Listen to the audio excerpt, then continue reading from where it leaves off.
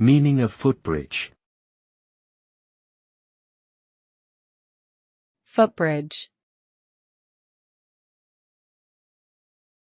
Footbridge. Footbridge. Footbridge.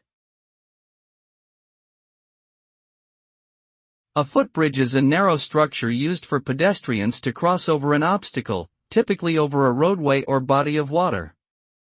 It is often elevated on piers or columns and can be made out of a variety of materials such as wood, steel, or concrete. Footbridges may also have safety features such as railings or barrier walls to protect pedestrians from falling off.